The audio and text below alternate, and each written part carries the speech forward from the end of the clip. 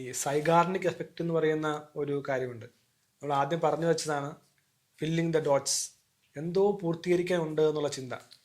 ഞാൻ ഓരോ വിജയം കഴിയുമ്പോൾ ഞാൻ ചിന്തിക്കുകയാണ്, എന്തോ പൂർത്തീകരിക്കാനുണ്ടല്ലോ, എനിക്ക് ഇനിയും സന്തോഷമായിട്ടില്ലല്ലോ. ഒരു പർവ്വതം കയറുമ്പോൾ നാം കാണുന്നത് അടുത്ത പർവ്വതത്തിന് നിഴലാണ്. ഈ ഒരു അവസ്ഥ മനുഷ്യർ, അതാണ് അഞ്ചാമത്തെ ഒരു ദുഃഖം എന്ന് പറയുന്നത്. മരണത്തിന്റെ അവസാന നിമിഷങ്ങൾ ആളുകൾ പറഞ്ഞിട്ട് പോയതാണ്, എനിക്ക് യഥാർത്ഥത്തിൽ സന്തോഷിക്കാൻ കഴിഞ്ഞില്ല, സന്തോഷിച്ചിട്ടില്ല, സന്തോഷിക്കാൻ സമയം കണ്ടെത്തിയിട്ടില്ല എന്ന് പറഞ്ഞു പോയ മനുഷ്യർ ധാരാളം ലോകത്തുണ്ട്. ഇതൊരു പ്രധാനപ്പെട്ട ഒരു കാര്യമാണ്. സന്തോഷിക്കാനല്ലേ ജീവിതം, സന്തോഷമാണല്ലോ ജീവിതം. പലപ്പോഴും ജീവിതത്തിൽ വരുന്ന പരാജയങ്ങളും ദുഃഖങ്ങളും എല്ലാം മനുഷ്യർ തങ്ങളെ പരാജയമായി കാണുക, ഇതോടുകൂടി തീർന്നു എന്ന് കാണുന്നൊരു മനുഷ്യ സമൂഹമുണ്ട്. പക്ഷെ ഇതിനെല്ലാം ഒരു നീലാകാശം പോലെ കാണേണ്ട ഒരു കാര്യമാണ്. ആകാശത്ത് ചിലപ്പോൾ കറുത്ത മേഘങ്ങൾ വരും, മഴമേഘങ്ങൾ വരും, വെള്ളമേഘങ്ങൾ വരും, പക്ഷെ അതിൻ്റെ മുകളിലൊരു നീലാകാശമുണ്ട് അല്ലേ? അതൊരിക്കലും അവിടെ നിന്ന് മാറുന്നില്ല. അപ്പൊ ജീവിതത്തെ അങ്ങനെ കാണാനായിട്ട് നമുക്ക് കഴിയണം, സന്തോഷിക്കാനായിട്ട് നമുക്ക് കാണാൻ കഴിയണമെന്നുള്ള ഒരു യാഥാർത്ഥ്യമാണ് ഈ പോയ ആളെല്ലാം പറഞ്ഞത്. സന്തോഷിക്കാൻ കഴിഞ്ഞില്ല, ഞാൻ സന്തോഷിച്ചിട്ടില്ല, ജീവിതം ജീവിച്ചു, പക്ഷെ എനിക്ക് സന്തോഷിക്കാൻ കഴിഞ്ഞിട്ടില്ല. ഈ പറഞ്ഞു വന്നപ്പം ഇന്ത്യൻ ദർശനങ്ങളുടെ ഒരു വാദമുണ്ട്, സുഖാസ്വാദനമാണ് ജീവിക്കാനുള്ള പ്രേരണ എന്നുള്ളത്. ഒരു വ്യക്തി ജന്മമെടുക്കുന്നത് സുഖത്തെ അനുഭവിക്കാനും ആസ്വദിക്കാനും വേണ്ടിയാണ്. അപ്പം സുഖം എന്ന് പറയുന്നത് എന്താണ്? എന്നെ സുഖിപ്പിക്കുന്നത്, എന്നെ സംതൃപ്തിയിൽ നിർത്തുന്നത്, എന്നെ സന്തോഷിപ്പിക്കുന്നത്, എന്നെ സമാധാനത്തിൽ നിർത്തുന്നത്. അപ്പോൾ സുഖം, സംതൃപ്തി, സന്തോഷം, സമാധാനം, ഇവയെല്ലാം ചേരുന്ന അവസ്ഥ സുഖം എന്ന് നമുക്ക് വിശേഷിപ്പിക്കാം. അപ്പോൾ ഈ സുഖാസ്വാദനത്വരയാണ് മനുഷ്യനെ സംബന്ധിച്ച് ജീവിക്കാനുള്ള പ്രേരണയായിരിക്കും. തീർച്ചയായും സുഖത്തിന് നേരെ വിപരീതം കിടക്കുന്നത് ദുഃഖം എന്നാണ്. ദുഃഖം എന്ന് പറയുന്നത് എല്ലാവരെയും സംബന്ധിച്ചും ഭയമാണ്. ദുഃഖത്തിനെ നേരിടാനുള്ള ഭയം, ദുഃഖം അപ്പുറമുണ്ട്. ദുഃഖം എങ്ങനെയാണ് നമ്മുടെ ജീവിതത്തിലേക്ക് ഭയപ്പെടുത്തി കടന്നു വരുന്നത്? ദുഃഖത്തെ സംബന്ധിച്ച ഓർമ്മകൾ നമ്മളിലുണ്ട് എന്നുള്ളത് കൊണ്ടാണ്. എങ്ങനെയാണ് ദുഃഖത്തെ സംബന്ധിച്ച ഓർമ്മകൾ നമ്മളിലേക്ക് കടന്നു വരുന്നത്? ദുഃഖം അനുഭവിച്ച ഓർമ്മയില്ലെങ്കിൽ ദുഃഖം എന്ന സ്മൃതി നമുക്ക് എങ്ങനെ ഉണ്ടാകും?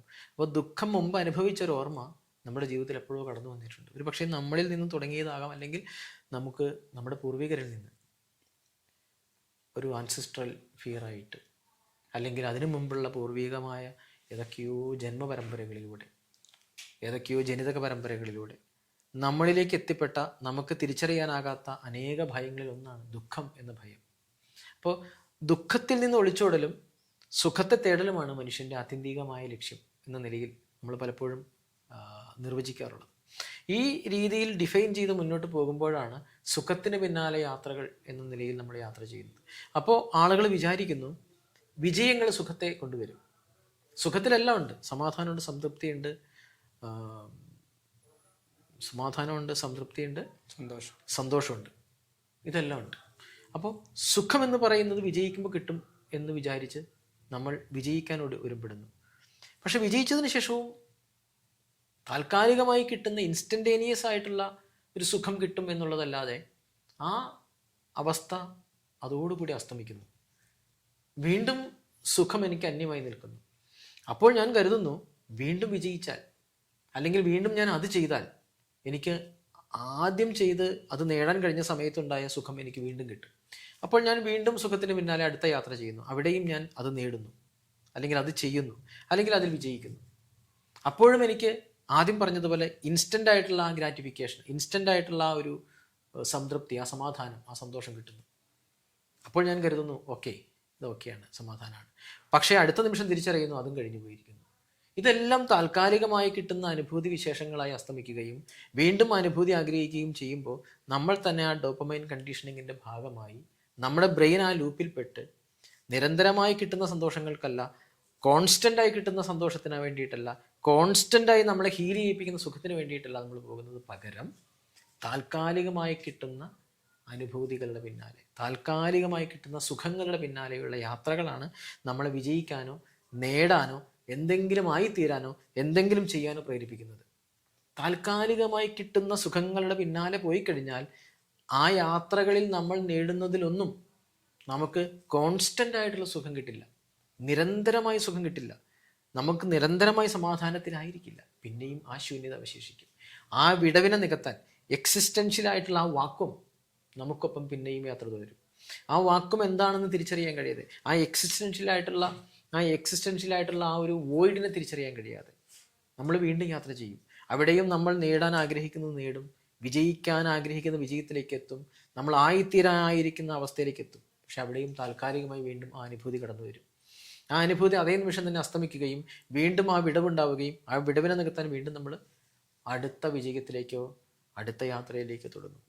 അപ്പോൾ മരണത്തിൻ്റെ അവസാന സമയം വരെ വൃദ്ധനായി തീർന്ന് ഇനിയൊന്നും ചെയ്യാൻ കഴിയാത്ത വിധം സമ്പൂർണമായും കീഴടങ്ങുന്ന ആ പോയിന്റിലേക്ക് എത്തും.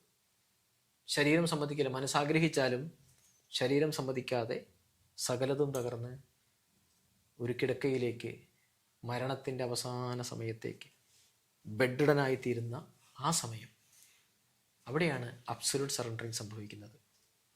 അവിടെ നിന്ന് പതിയെ പതിയെ നമ്മുടെ ബോധമണ്ഡലത്തിൽ നിന്ന് നമ്മൾ പതിയെ ചുരുങ്ങാൻ തുടങ്ങും. അവിടെ നമ്മൾ ഇതേവരെയുള്ള നമ്മുടെ ജീവിതത്തെ വീണ്ടും പിന്നിലേക്ക് തിരിഞ്ഞു നോക്കും. നഷ്ടങ്ങളെക്കുറിച്ചും വേദനകളെക്കുറിച്ചും നഷ്ടബോധങ്ങളെപ്പറ്റിയും വ്യർത്ഥമായ ജീവിതത്തെപ്പറ്റിയും നമ്മൾ ഒരുപാട് ചിന്തിക്കും. അവിടെയാണ് ജീവിതത്തിൻ്റെ അർത്ഥം യഥാർത്ഥത്തിൽ എന്തായിരുന്നു എന്നൊരു വ്യക്തി തിരിച്ചറിയുന്നത്. പക്ഷെ അത് നമുക്ക് പൂർത്തീകരിക്കാൻ കഴിയുന്നത് എപ്പോഴാണ്? ആ സമയത്തല്ല, ഇപ്പോൾ മാത്രമാണ്. ഈ ജീവിച്ചിരിക്കുന്ന ആരോഗ്യമുള്ള ഈ ശരീരത്തിൽ ഇരുന്നു കൊണ്ട് ആരോഗ്യകരമായി മനസ്സോടുകൂടി യഥാർത്ഥത്തിൽ ജീവിക്കാൻ തുടങ്ങുമ്പോഴാണ് ആ ജീവിതം നമുക്ക് കരഗതമാകുന്നത്. എനിക്ക് തോന്നുന്നത് സുഖവും ദുഃഖവും വേർതിരിച്ച് കാണേണ്ട ഒന്നല്ല എന്നുള്ളതാണ്. സുഖവും ദുഃഖവും സമ്മിശ്രമാണ് ജീവിതം എന്നുള്ളത് യഥാർത്ഥമാണ് മനസ്സിലാക്കേണ്ടത്. മനുഷ്യൻ സുഖത്തിന് വേണ്ടിയാണ് ഓടുന്നത്. അതുകൊണ്ടാണ് പറയുന്നത്, ഓടി അവിടെ എത്തിക്കഴിയുമ്പോൾ മനസ്സിലാക്കുകയാണ് സുഖം എനിക്ക് കിട്ടിയില്ല, സന്തോഷം കിട്ടിയില്ല. വീണ്ടും അവിടെ നിന്ന് അടുത്ത സ്ഥലത്തേക്ക് ഓടുകയാണ്, അവിടെ ചെല്ലുമ്പോഴും മനസ്സിലാകുകയാണ് എനിക്ക് സന്തോഷം കിട്ടിയില്ല. പക്ഷേ സുഖവും ദുഃഖവും നിറഞ്ഞതാണ് ജീവിതം. പലപ്പോഴും മനുഷ്യനൊരു ഹൊറൈസൺ ചേസേഴ്സ് എന്ന് പറയും. ചക്രവാളത്തെ ലക്ഷ്യമാക്കി ഓടി, പക്ഷെ ഒരിക്കലും ചക്രവാളം തൊടാൻ സാധിക്കില്ല. അല്ലെങ്കിൽ മിറാജ് ഉണ്ട് എന്ന് വിചാരിച്ച് ഒരു മരീചികയിലേക്ക് മനുഷ്യൻ ഓടുകയാണ്, പക്ഷേ മനുഷ്യനോട് എത്താൻ സാധിക്കില്ല. യഥാർത്ഥത്തിൽ ജീവിതം എന്ന് പറയുന്നത് ജോയ് ഇൻ കയോസ്, അല്ലേ, സംഘർഷാവസ്ഥയുള്ള സന്തോഷം തന്നെയാണ്. അത് തിരിച്ചറിവാണ്. ജീവിതം എന്ന് പറയുന്നത് സംഘർഷങ്ങൾ ഉണ്ടാകാം, കയോസ് ഉണ്ടാകാം, ദുഃഖങ്ങൾ ഉണ്ടാകാം, സുഖങ്ങൾ ഉണ്ടാകാം. ഇതിൻ്റെ സമ്മിശ്രമാണ് ജീവിതം എന്നുള്ളൊരു തിരിച്ചറിവാണ്. ഇതിനെ സ്റ്റോയിക്ക് പറയുന്നൊരു കാര്യം ഇങ്ങനെയാണ്: അമോർ ഫാറ്റി, വിധിയെ സ്നേഹിക്കുക. എന്ത് വന്നാലും അതിനെ സ്നേഹിക്കാൻ കഴിയുക എന്ന മനോഭാവത്തോടെ ജീവിക്കുന്നവർക്കാണ് സന്തോഷിക്കാൻ സാധിക്കുന്നത്. അല്ലെങ്കിൽ സന്തോഷം എന്ന് പറയുന്നത് ഇങ്ങനെയാണ്, ഇതായിരിക്കുമെന്നുള്ള ഡെഫിനേഷൻ ഇല്ലാതെ തന്നെ എൻ്റെ ജീവിതത്തിൽ എന്ത് വരുന്നതും സന്തോഷത്തോടെ കൈക്കൊള്ളാൻ എനിക്ക് സാധിക്കുമെന്നുള്ള ചിന്തയിലേക്ക് നാം പതിയെ പതിയെ തിരികുന്നതാണ് ഒരു ഫുൾഫില്ലിംഗ് ആയിട്ടുള്ള ജീവിതം എന്ന് പറയുന്നത്. നമ്മൾ 5 കാര്യം നാം പറഞ്ഞു. ഈ പോഡ്കാസ്റ്റ് നമുക്ക് ഈ സെഷൻ ഇവിടെ അവസാനിപ്പിക്കുമ്പോൾ നമ്മളെപ്പോഴും ചിന്തിക്കേണ്ടത്, എൻ്റെ പ്രായം പല പ്രായമായിരിക്കാം. ശിശുപ്രായമായിരിക്കാം, കൗമാരമായിരിക്കും, യൗവനമായിരിക്കാം, അല്ലെങ്കിൽ വാർദ്ധക്യത്തിലേക്ക് അടുക്കുന്നതായിരിക്കും, അല്ലെങ്കിൽ മരണത്തെ മുഖാമുഖം കാണുന്നതായിരിക്കാം. എൻ്റെ അവസാന ശ്വാസം വിടുന്നതിന് മുമ്പേ എനിക്ക് റിഗ്രറ്റുകളെ അഡ്രസ്സ് ചെയ്ത് മരിക്കുവാൻ സാധിക്കുമോ? എൻ്റെ ഈ കുറ്റബോധങ്ങളില്ലാതെ എനിക്ക് സമാധാനത്തോടെ ജീവിക്കാൻ സാധിക്കുമോ എന്നുള്ളത് ഏത് ജീവിത കാലഘട്ടത്തിലും നാം ചിന്തിക്കേണ്ടത് ആവശ്യമാണ്. അതിനെ പറയും ഏർലി റിയലൈസേഷൻ. എത്രയും നേരത്തെയോ നമുക്ക് അത് ചെയ്യാൻ സാധിക്കും, അത്രയും നമ്മുടെ ജീവിതം സുരക്ഷിതമാണ്. ഇപ്പോൾ ഇൻഷുറൻസ് എടുക്കുമ്പോൾ പറയും ഏറ്റവും നേരത്തെ എടുക്കുകയാണെങ്കിൽ, ഇൻവെസ്റ്റ്മെന്റ് സ്റ്റാർട്ട് ചെയ്യുമ്പോൾ പറയും എത്രയും നേരത്തെ എടുക്കുകയാണെങ്കിൽ നിങ്ങൾക്കത് ഏറ്റവും ലാഭകരമായിരിക്കും എന്നുള്ളതാണ്.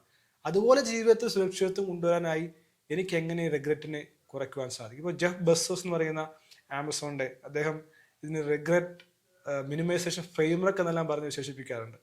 അദ്ദേഹം പറയുന്ന ഓരോ കാര്യങ്ങൾ ചെയ്യുമ്പോഴും അദ്ദേഹം ഇത് എടുത്ത് നോക്കും. ഇത് ചെയ്താൽ എനിക്ക് എന്ത് ദുഃഖമാണ് ഉണ്ടാകാൻ പോകുന്നത്, എന്ത് നഷ്ടമാണ് ഉണ്ടാകാൻ പോകുന്നത്. ഈ പറയുന്ന ജീവിതയാത്രയിൽ നാം പോകുമ്പോൾ നമ്മളൊന്ന് ചിന്തിക്കുക, മേ ബി എല്ലാ ബർത്ത്ഡേയിലും ഒന്ന് ചിന്തിക്കുക, ഞാൻ ഇപ്പോൾ ഈ 5 കാര്യങ്ങളിൽ എങ്ങനെയാണ്? എൻ്റെ ബന്ധങ്ങളുടെ കാര്യങ്ങളിൽ, എൻ്റെ സന്തോഷത്തിൻ്റെ കാര്യങ്ങളിൽ, എൻ്റെ കഠിനാധ്വാനത്തിൻ്റെ കാര്യങ്ങളിൽ, എന്നെ സ്വയം സ്നേഹിച്ച കാര്യങ്ങളിൽ, ഇങ്ങനെ എല്ലാ 5 കാര്യങ്ങളും എവിടെയാണ്? അത് ഇപ്പോഴും ഞാൻ വിജയത്തിന് വേണ്ടി മാത്രം, പണത്തിന് വേണ്ടി മാത്രം, അല്ലെങ്കിൽ മറ്റുള്ളവരെ സന്തോഷിപ്പിക്കാൻ വേണ്ടി മാത്രം ഒരു ഹൊറൈസൺ ചേസറായി യാത്ര ചെയ്യുകയാണ്. ഒരു മറ്റുള്ളവരുടെ അഭിപ്രായത്തിന് വേണ്ടി ഞാൻ അവരുടെ കയ്യടിക്ക് വേണ്ടി ഒരു കുട്ടിക്കുരങ്ങനെ പോലെ ജീവിക്കുകയാണ്. ശരിക്കും നമുക്ക് വേണ്ടി നാം ജീവിക്കുമ്പോഴാണ് യഥാർത്ഥ ജീവിതം സാധ്യമാകുന്നത്. നമുക്ക് അത്തരമുള്ളൊരു വലിയ മൂവ്മെന്റിലേക്ക് ചിന്തകൾ വരട്ടെ എന്ന് നമുക്ക് ആശിക്കാം.